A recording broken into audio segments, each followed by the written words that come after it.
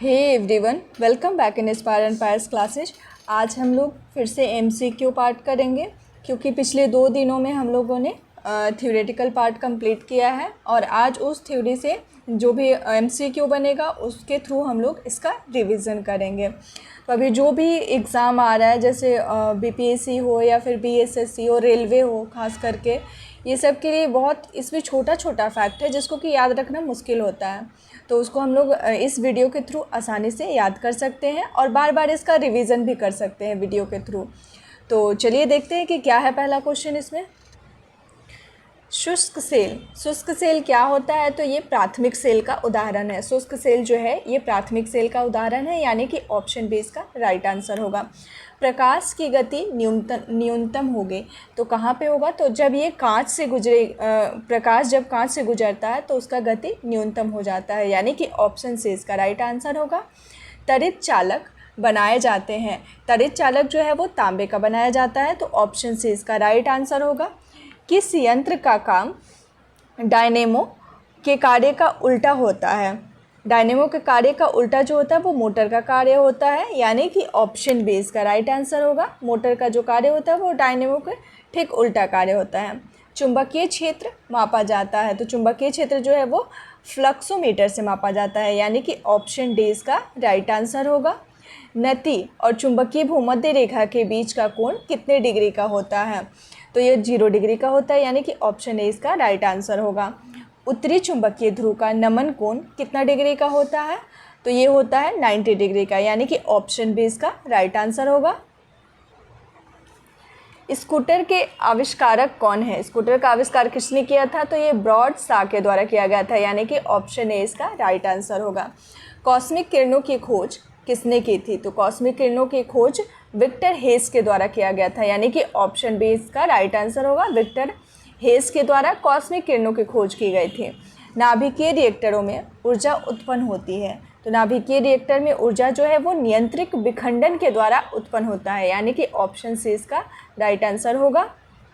Cobalt 60 जो है वो क्या उत्सर्जित करता है? कौन सा किरण उत्सर्जित करता है? तो ये गामा किरण उत्सर्जित करता है, यानी कि ऑप्शन सी इसका राइट आंसर होगा। कोबाल्ट 60 का यूज़ हम लोग पिछले क्लासों में हम लोग पढ़ चुके हैं कि कोबाल्ट 60 का यूज किस लिए किया जाता है, किसी बीमारी को ठीक करने के लिए किया जाता है। तो इसका जवाब आप लोग को हमें कमेंट बॉक्स में देना है। जो भी सवाल हम लोग पीछे कर चुके हैं, अगर रिपीट होता है तो उसका मैं आप लोगों से पूछूंगी, आप लोग हमें कमेंट बॉक्स में इसका जवाब दीजिएगा। पॉजिट्रॉन की खोज किसने की थी? पॉजिट्रॉन की खोज एंडरसन के द्वारा किया गया था, यानी कि ऑप्शन ए इसका राइट आंसर होगा। एक सामान्य शुष्क सेल में विद्युत अपघटय होता है, तो वो किसका बना होता है सामान्य शुष्क सेल में? तो ये अमोनिया क्लोराइड का बना होता है, यानी कि ऑप्शन सी इसका राइट आंसर होगा। अतिचालक का लक्षण क्या होता है? तो अतिचालक का जो लक्षण है वो होता है उच्च तापमान, यानी कि उच्च पारगम्यता, यानी कि ऑप्शन ए इसका राइट आंसर होगा। ठोस कपूर से कपूर वाष्प बनाने की प्रक्रिया को क्या कहते हैं? तो ठोस कपूर से जो कपूर वाष्प बनता है उसको ऊर्ध्वापातन कहते हैं, यानी कि ऑप्शन डी इसका राइट आंसर होगा। जब कपूर को जलाया जाता है तो वो डायरेक्ट गैस बन करके उड़ जाता है, यानी कि क्या है कि उसके बीच में लिक्विड वगैरह कुछ किसी चीज़ का फॉर्मेशन नहीं होता है, वो डायरेक्ट वाष्प में बदल जाता है, तो वो ऊर्ध्वापातन क्रिया कहलाता है। वैज्ञानिक आर्किमिडीज संबंधित है। आर्किमिडीज किससे संबंधित है? मतलब कि कहाँ से ये बिलोंग करते थे आर्किमिडीज? तो ये ग्रीस से थे, यानी कि ऑप्शन डी इसका राइट आंसर होगा। आर्किमिडीज जो है वो ग्रीस से थे। वह यूरेनियम जिसमें कि निम्न समस्थानिक का समृद्धता है, निम्न समस्थानिक किसमें होता है? तो ये होता है U-235 में, यानी कि ऑप्शन बी इसका राइट आंसर होगा। यू मतलब क्या होगा यहाँ? यूरेनियम 235।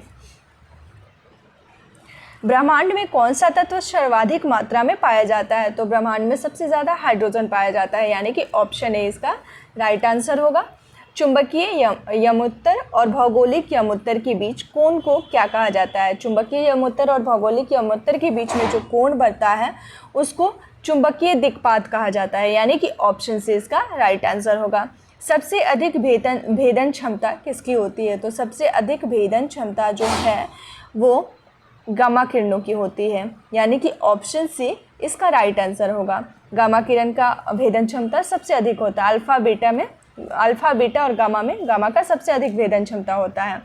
यदि पृथ्वी पर वायुमंडल न होता तो दिन की अवधि क्या होती?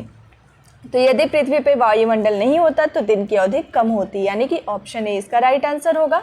यदि किसी दर्पण को थीटा कोण से घुमाया जाए तो परिवर्तित किरण का घूर्णन क्या होगा? तो जब इसे थीटा कोण से घुमाया जाएगा तो ये 2 थीटा डिग्री होगा, यानी कि ऑप्शन डी इसका राइट आंसर होगा। विद्युत धारा का पता लगाने के लिए किस उपकरण का उपयोग करते हैं? तो विद्युत धारा का पता लगाने के लिए एमीटर का उपयोग करते हैं। विद्युत धारा के लिए एमीटर का उपयोग किया जाता है। 1 एंगस्ट्रॉम बराबर कितना होता है? तो 1 एंगस्ट्रॉम बराबर 10⁻⁻10 मीटर होता है, यानी कि ऑप्शन ए इसका राइट आंसर होगा। निम्नांकित में से किस रंग का अपवर्तनांक सबसे अधिक होता है? तो किस रंग का अपवर्तनांक सबसे अधिक होता है?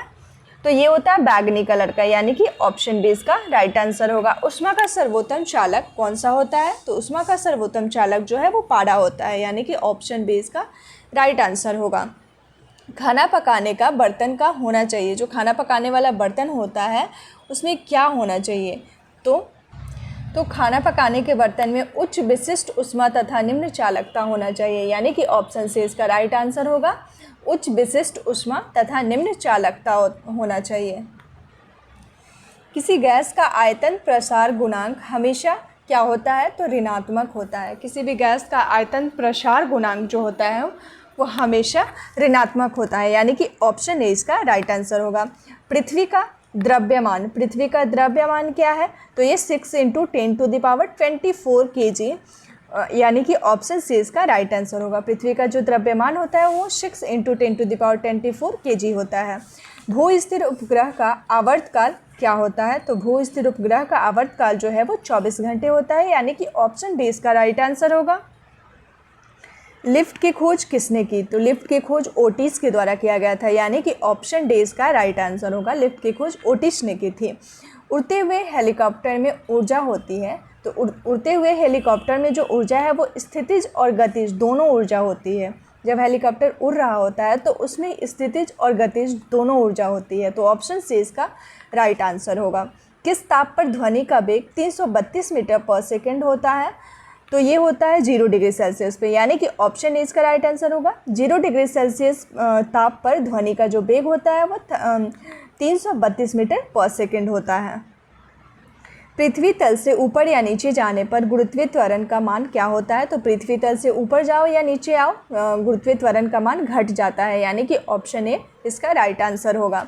जब बर्फ पिघलती है तो इसका आयतन क्या होता है? वो अपरिवर्तित होता है, बढ़ता है, घटता है, क्या होता है? तो जब बर्फ पिघलता है तो आयतन जो है वो घट जाता है, यानी कि ऑप्शन बी इसका राइट आंसर होगा। इलेक्ट्रॉन वोल्ट की इकाई क्या होती है? तो ये ऊर्जा की होती है। इलेक्ट्रॉन वोल्ट जो है ये ऊर्जा की इकाई होती है, यानी कि ऑप्शन ए इसका राइट आंसर होगा। दाब बढ़ाने पर जल का क्वथनांक क्या होता है? उस पर क्या असर पड़ता है? तो ये बढ़ता है, यानी कि ऑप्शन ए इसका राइट आंसर होगा। दाब बढ़ाने पर जल का क्वथनांक बढ़ जाता है। वेंचुरी मीटर से ज्ञात करते हैं, यानी कि वेंचुरी मीटर से क्या ज्ञात किया जाता है? तो जल के प्रवाह की दर ज्ञात किया जाता है, यानी कि ऑप्शन डी इसका राइट आंसर होगा। वेंचुरी मीटर से जल के प्रवाह की दर को मापा जाता है। एक लिफ्ट एक समान वेग से ऊपर जा रही है तो उसमें स्थित व्यक्ति को जो है उसका भार क्या होगा? तो एक लिफ्ट जब एक समान वेग से ऊपर जा रही होती है तो उसमें जो व्यक्ति होता है उसका भार अपरिवर्तित रहता है, यानी कि ऑप्शन सी इसका राइट आंसर होगा। क्योंकि समान वेग से ऊपर जा रही है तो व्यक्ति का जो भार है वो अपरिवर्तित होता है, ना घटता है ना बढ़ता है। जब लिफ्ट समान वेग से अगर नीचे जा रही हो तो भी और ऊपर जा रही हो तो भी। तो आज हम लोगों ने 39 क्वेश्चन के थ्रू हम लोगों ने रिवीजन कर लिया। जो भी पीछे फिज़िक्स का यानी कि भौतिक विज्ञान का हम लोग थ्योरेटिकल पार्ट कंप्लीट किए थे उसको हम लोग एक MCQ के फॉर्म में देख करके रिवीजन कर लिए, जो कि बार बार सुनने से ये फैक्ट को हम लोग आराम से याद कर सकते हैं। और अभी जितने भी अपकमिंग एग्ज़ाम हैं जो कि 1 लाइनर होते हैं उसके लिए बहुत ही इम्पॉर्टेंट फैक्ट है इसमें, क्योंकि साइंस का वेटेज उसमें ज़्यादा रहता है। तो इसलिए ये सीरीज़ जो है ये आपके लिए फ़ायदेमंद हो सकता है। तो प्लीज़ अगर आप लोगों को ये सीरीज़ अच्छा लग रहा है और पसंद आ रहा है तो इसे लाइक और सब्सक्राइब करें और अपने दोस्तों के साथ इसे शेयर भी करें, ताकि अधिक से अधिक हम लोग हमसे जुड़ सकें और उन्हें भी फ़ायदा हो। मिलते हैं फिर नेक्स्ट सीरीज़ के साथ नेक्स्ट वीडियो में। Thanks for watching.